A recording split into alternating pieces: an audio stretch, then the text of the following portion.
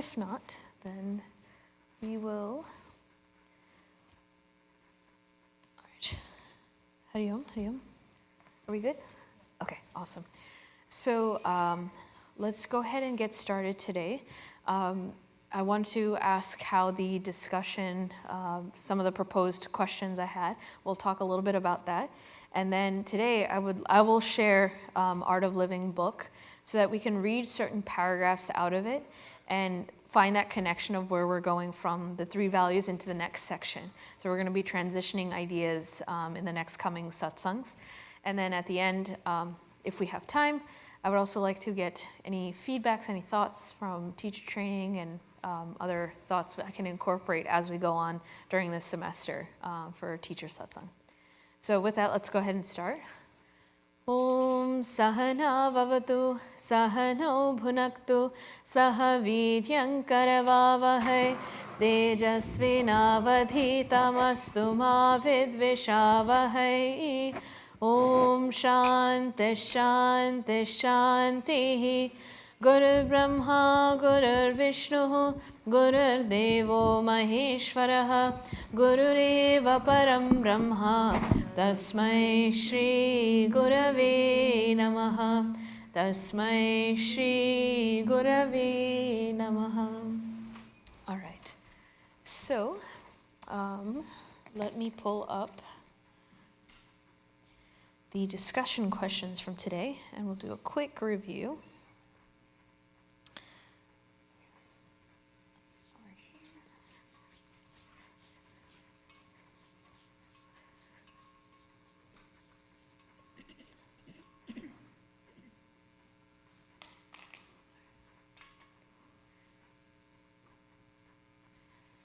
All right, so the first question I had asked was,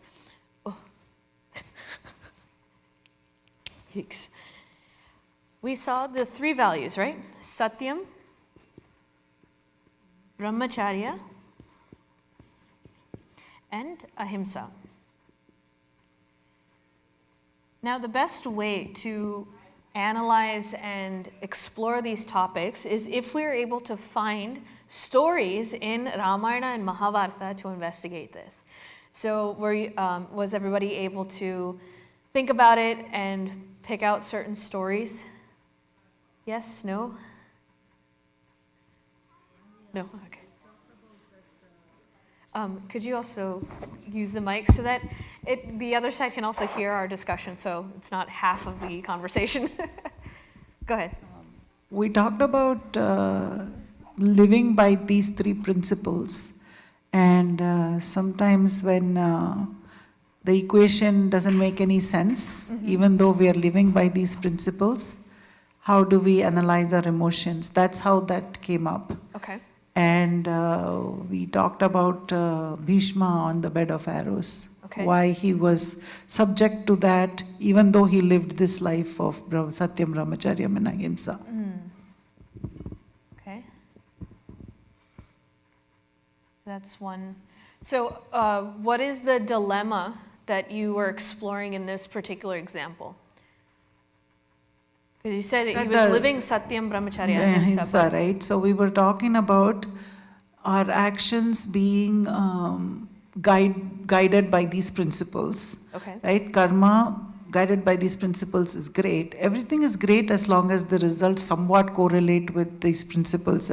But when it doesn't, right? When it doesn't make sense why somebody faces unexpected results, especially on the negative side. So we analyze those emotions, what we feel when some things like that happen.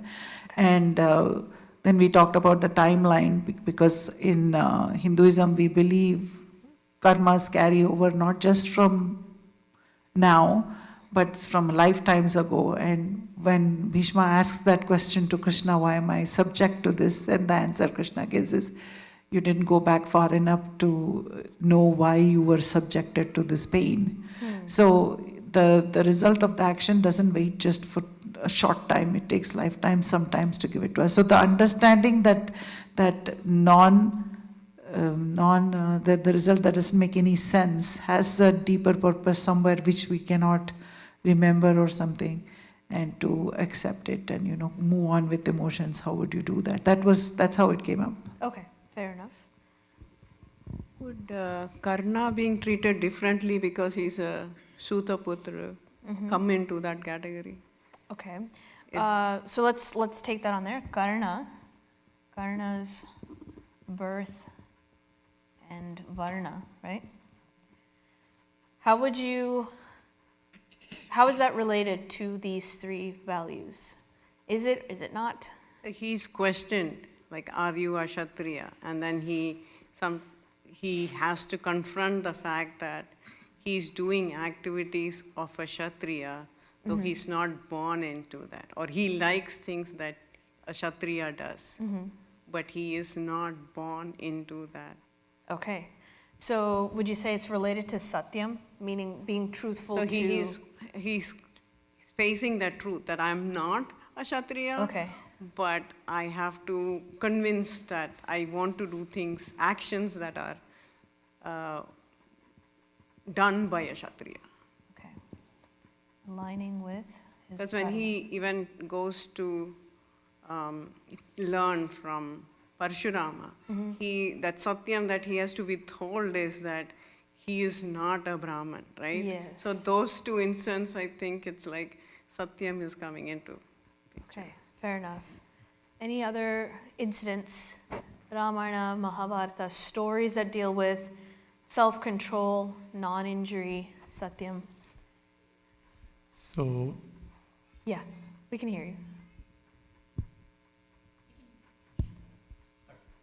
so during the, I think, war of Mahabharata, when Yudhishthir was asked to not tell 100% truth, asvastha mahata. So it was also like he still did not use the 100% truth. He did not lie, but he did not use the 100% truth. Okay. Ashwatthama is a good one to analyze. Okay. It's also from a Mahabharata story, right? It's a sub-story, but Harishchandra standing up for truth and all the difficulties he faces.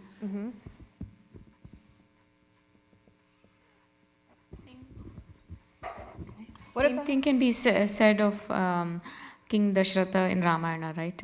And the other part is where What specifically? where Dashratha gives his word to Kaikeyi. And also the other side where Lord Rama adheres to his, or rather fulfills his, helps to fulfill King Dashratha's promise. Okay. Yeah. I want to question this, Satyam. Okay.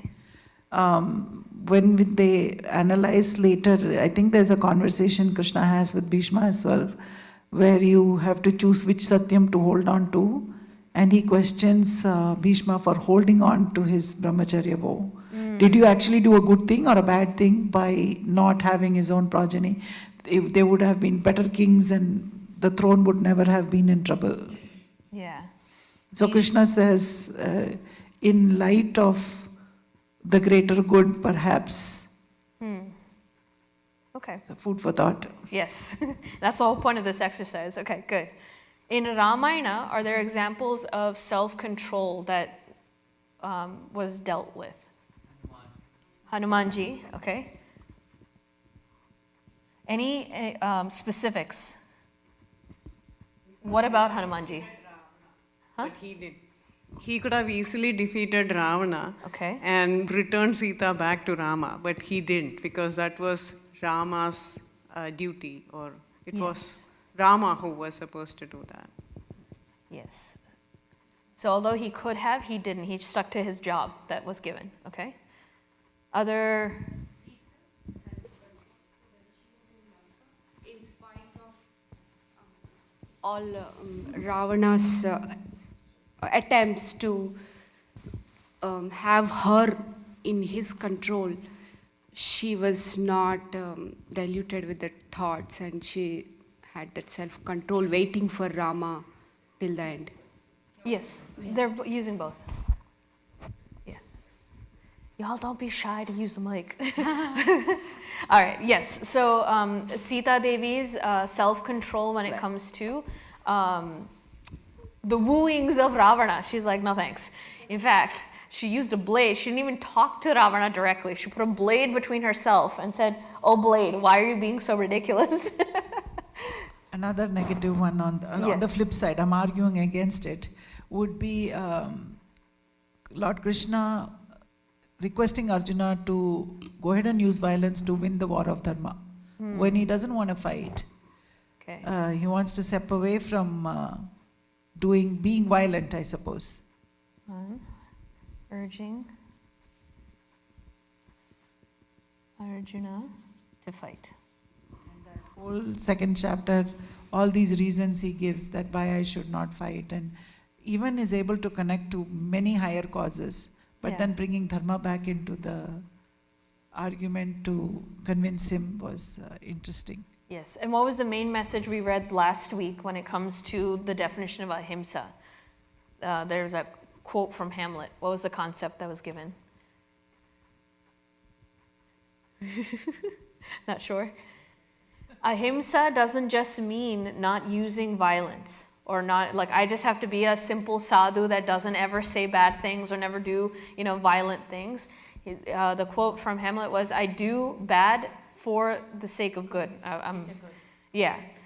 That even the act itself doesn't determine whether it is harmful or not harmful. The intention and consequences is what defines whether something is helpful or not. So him protecting dharma and fighting for it is what made it ahimsa. If he were not to do his duty, then Kauravas would continue to wreak havoc in the world and perpetuate adharma.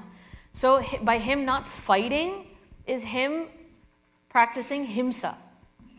Act itself is never what determines if it's good or bad. It is the intention and consequences that determine if it's good or bad. So that would be, it's a good example to analyze. So I'm not saying, we're just putting down stories to investigate. Exactly.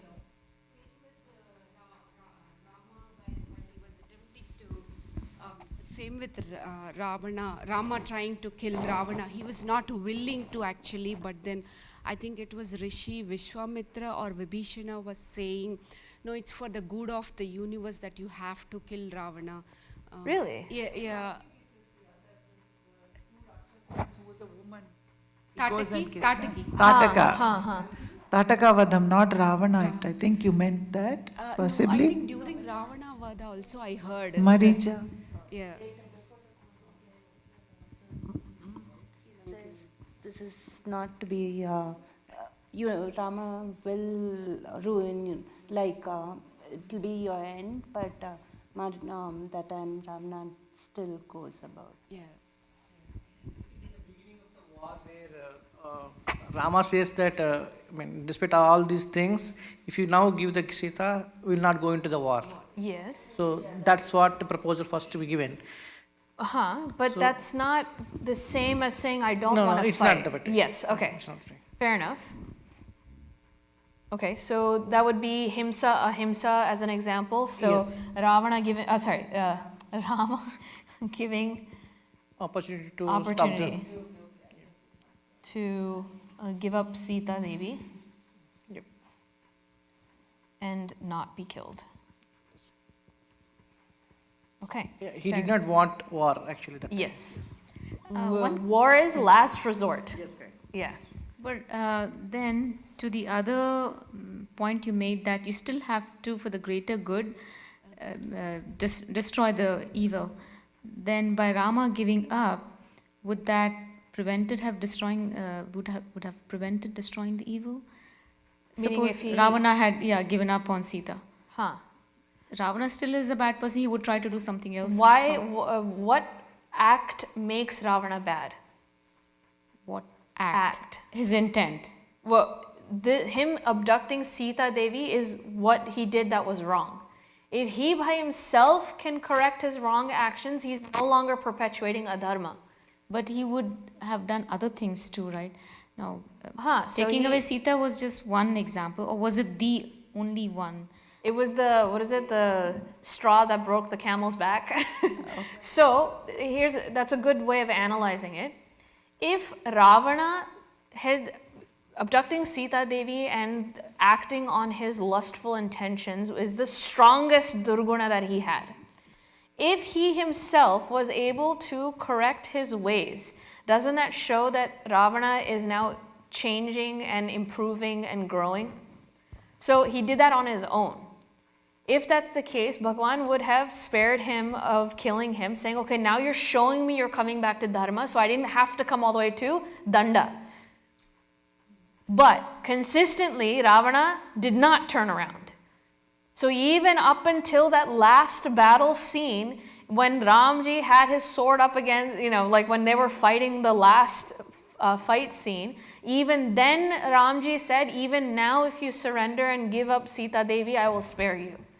So the point is, time and time again, in both of these cases, opportunity is given for the individual to correct themselves. If they do, then we respond appropriately. But they did not. Therefore, the extreme measures had to be taken. And let's take this case scenario that he did all the other atrocities. He invaded Swarga, took over Indra, stole, from Kuberji, all of those things he did. Finally, he gave up Sita Devi. So he committed like 9 other bad things and did one good thing. He would still be answerable to the other. So again, what the consequences will change because now you've done something good to balance out the bad. The consequences will reduce, just like how every criminal doesn't have the same sentence. You may all be murderers, but depending on if it's 2nd-degree murder, 3rd-degree murder, how many you did, why you did it, in what means, each one scales the consequences, taking everything into accommodation. Same thing here. If Ravana did 9 things and gave back Sita Devi, then he still has to feel the consequences, but it might be less than absolute annihilation. But that's not the story that we see. He has consistently done the bad thing up until the very end, therefore he deserved to be killed at the end. Okay, fair enough. This is a good exploration. So like this, keep thinking. Anytime you're reading Puranas, Ramayana, Mahabharata, use that as your, as Hariji says, AV, your audio-visual explanations for the abstract thoughts that are being presented in your class. Because, I think in our teacher training, we kept talking about how do I make abstract concepts more tangible for the students. So if you have a certain value you're teaching, find a story that gives it complexity. Somebody who practiced it, somebody that didn't practice it. Use that as a way of creating conversation. Currently, what is everybody doing in their class right now? Just shout out where you are in your syllabus. First grade? I'm the 1st grade and as a co-teacher, so we are just doing just the stories of Ramayana. Okay. So I'm still on. Okay, so you already use that as an audio-visual as the main thing. Yeah. Your class? We are doing the Vedic alphabet. Vedic alphabet. Which alphabet are you on now? M. M for? Mother. M for mother. So then how many different mothers do you have throughout Puranas? You can always bring that up as an example. So for your class? We are at the end of the know you must. Know what you have. But specifically what concept are you on? The drawing a blank right now. Let me come back. Yes, okay, fair enough. I'm in teaching 11th grade and we were behind schedule. So we did BMI, Okay. then which led to talking about karma, and then now how to do karma based on these principles. And that's how we ended up analyzing some pros and cons of both ways. Fair enough. So again, if you're talking about BMI from the emotional standpoint, any values or concepts that you want to showcase, find a story in Ramayana or Mahabharata or the Puranas.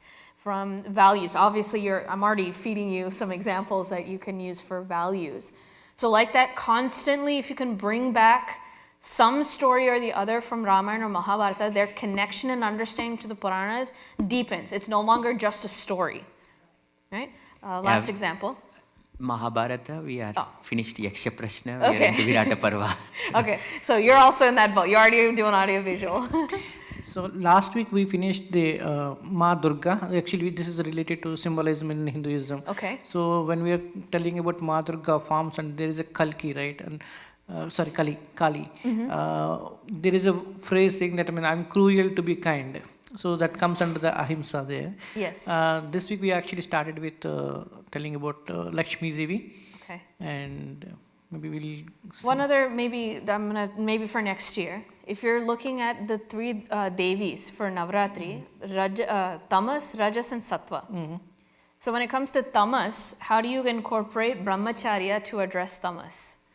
And how would you use stories of Hanumanji to address getting over Tamas? See, you can kind of weave things in between.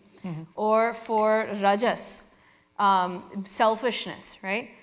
How do I incorporate the value of ahimsa through different stories in Ramayana to see how practicing the value of ahimsa addresses Rajas, which is the point of what Devi is talking about, Lakshmi Devi. Anyway. Yeah. My point is you can get creative. Mahishasura Mardini, last week we talked about it. There she's actually killing the Mahishasura. It's a symbolism for the laziness, like Tamogunam. And today we are talking about Lakshmi Devi, where Adi Shankaracharya described the actual wealth, the 6 forms of the wealth. So we talked about that Samadhana and Dhamma and Titiksha and Shraddha and everything. So one of the things is like self-control, and other one is the faith, and these things comes like. Yes. So we actually talked about all the 6 forms of the real wealth that is described by the Adi Shankaracharya in I think this is in, I forgot the name of the writing. It's okay. We'll figure it out at the end. Yeah. Huh? It's a 4th grade. Would you like to join? He said 4th grade. They're already doing all of this. Fair enough. Okay. So now let's move on to the next. Okay. Sorry. Positive living and thinking. How do you? Positive? Living. Positive thinking, and how do you bring that? Yes. In here?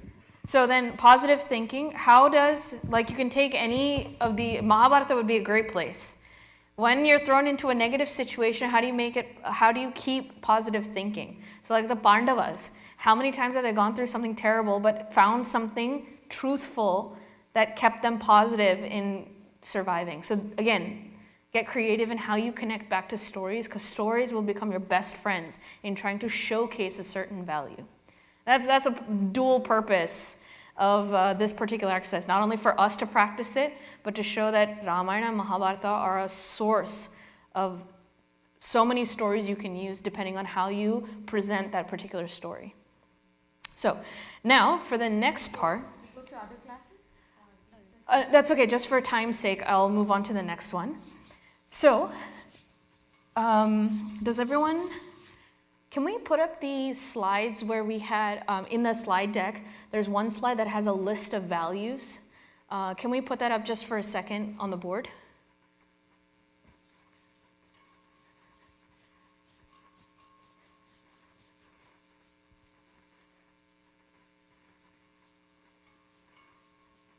All right, while they're doing that, the next exercise was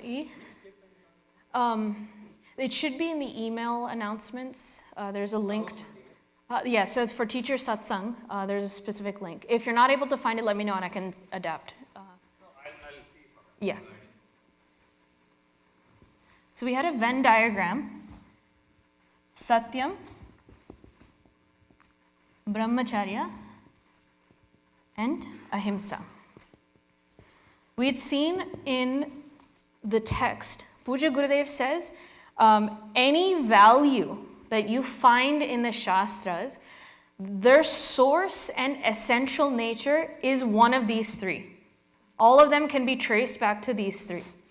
So let's not take it at face value, let's investigate that for ourselves, right? So I had found there are 2 quick sources of a list of values. These both come from Gita. One is our, I forget which grade syllabus. It is chapter 13, verse 8 through 12.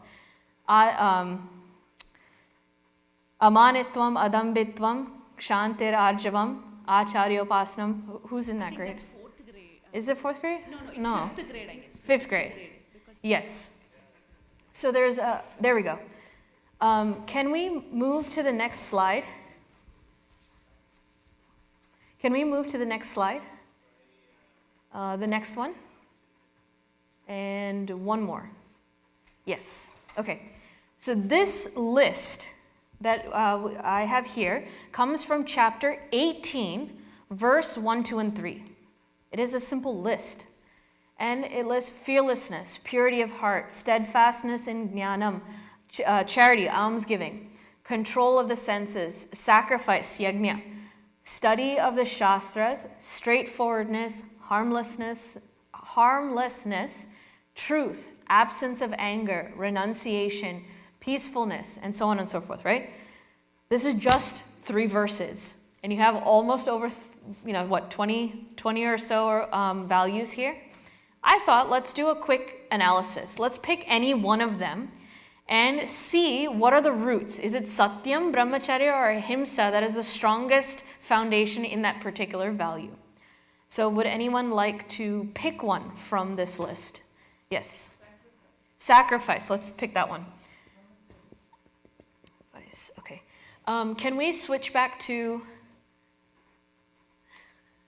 AV team, can we switch back to camera? Yes. All right, cool. So we've picked the value of sacrifice. This is the yajna spirit. Now, in yajna spirit, which one do you feel is the strongest element? You would say brahmacharya. So sacrifice comes here. Now, in a Venn diagram, as you know, either it can be in any of these 3 extremes where it says it's alone, it's not the other 2. Or you have overlap. It's a combination of Satyam and Brahmacharya, or Satyam and Ahimsa and Brahmacharya. And of course, there's a center one saying, I can't even decide. They are all equally important within this. So, I'm going to open this up for discussion here. Would you agree that sacrifice belongs entirely in Brahmacharya? Does it fall somewhere in between here or centered in the middle? You would say Satyam and Brahmacharya. Yes. So sacrifice comes here instead. Why? So I'm going to ask you first, why did you put sacrifice in Brahmacharya immediately? Can you please take a mic so we can hear you? Please share the mic. Yes. To sacrifice anything, I'm making a conscious choice to stay on the disciplinary path, and brahmacharyam dictates that. Okay. To give something up requires that discipline. Okay. But uncle, you had mentioned that it has to be somewhere between satyam and brahmacharya. Why? Because you have to be truth. I mean, when you're sacrificing, you should be true to yourself. That, that's main thing I feel like. That's where the satyam comes in, right? So if you're not true to yourself, then you're not, you're not... Help me understand a little bit. When you say, what would it look like if someone is sacrificing but doesn't have truth? So, is like, if a person is sacrificing, but he's could be kind of showing off, or can be kind of not doing it for self honestly. Yeah, so that's where be the right one. Yeah, so that's why I see it as. Say that again.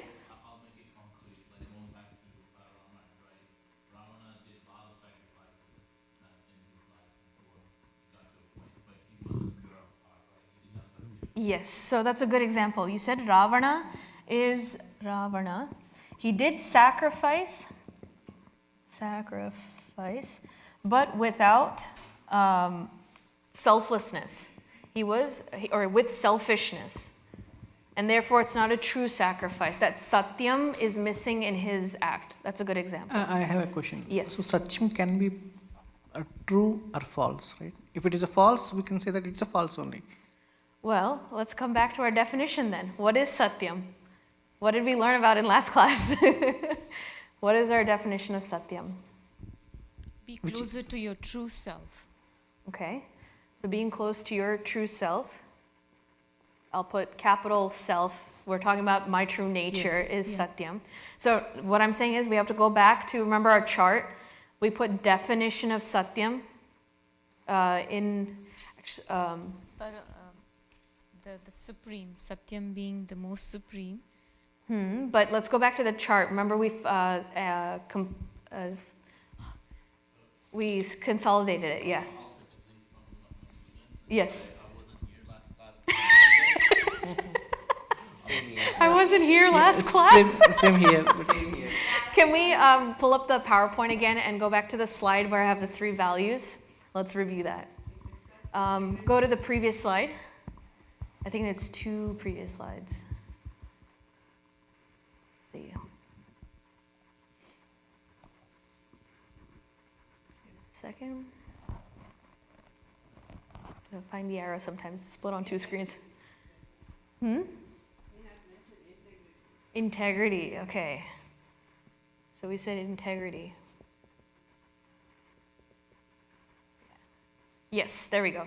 So Satyam definition is integrity. So with that in mind, integrity. So now Ravana's case, right? Neither was he aligned with the self, nor did he have integrity, meaning he was deceitful. He would offer, but it's for my own self, for my own upliftment, and it's not a sacrifice for humanity. Yajna's spirit is selflessness. I offer my energy and my resources for the upliftment of others while reducing my ego. This sacrifice has none of that element of yajna in there. So it is untruthful. Huh? Yes. But again, that's why sacrifice in English is such a weak term. Because it accommodates for an egoful, selfish offering and sacrificing of resource, but it's only for ourselves. That is why I would even say, let's not use this word. Let's use yajna spirit. Can selfishness ever become a yajna? Never.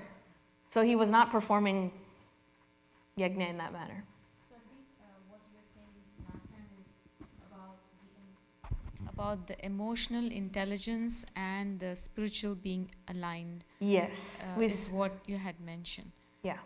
So body, what is it? Body, mind, intellect, and spiritual knowledge. They all have to be in alignment. That's what integrity is about.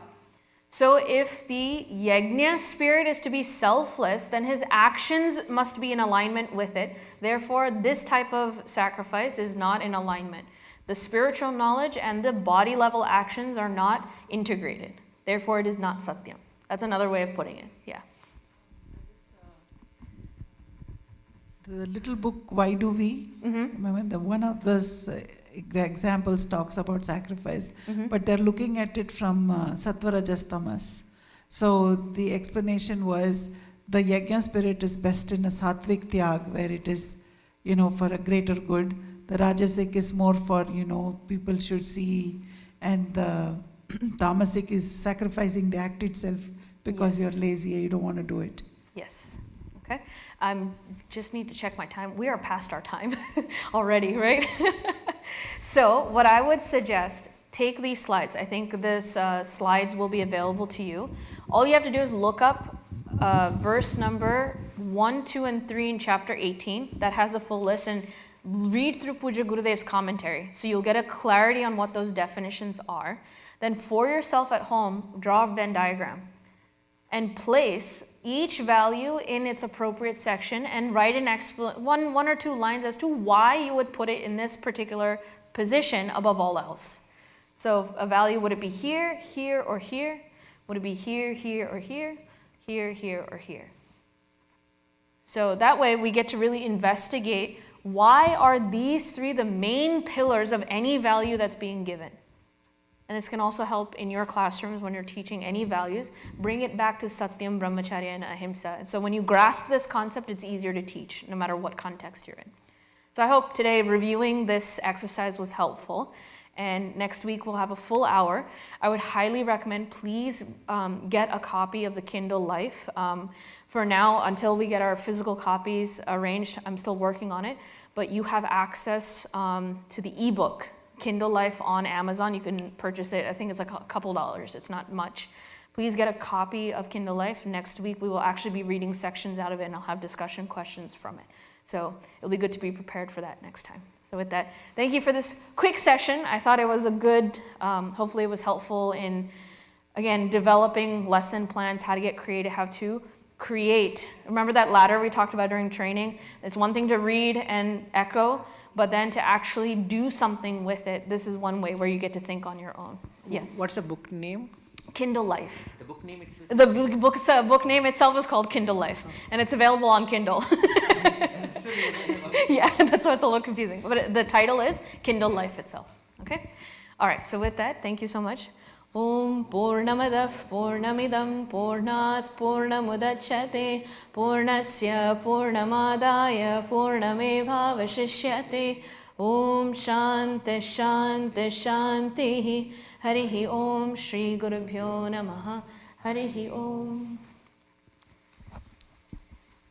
And the packet that you got for teacher training, I have updated it with the content from Hariji and some of our brainstorming sessions on there, so they all have it in there, and it should be available to you now.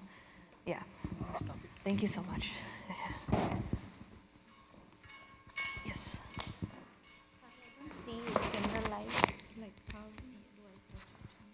It's giving you more Kindles. Usually I just put in.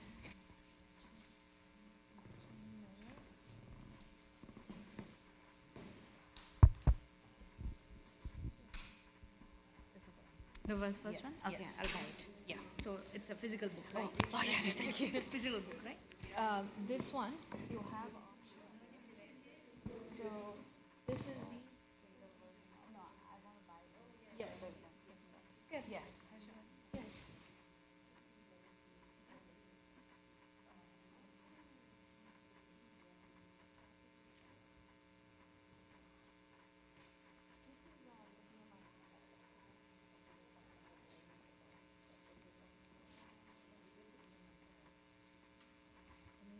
But I'm not sure what I'm supposed to. This is the given syllabus for 11th grade. Yes.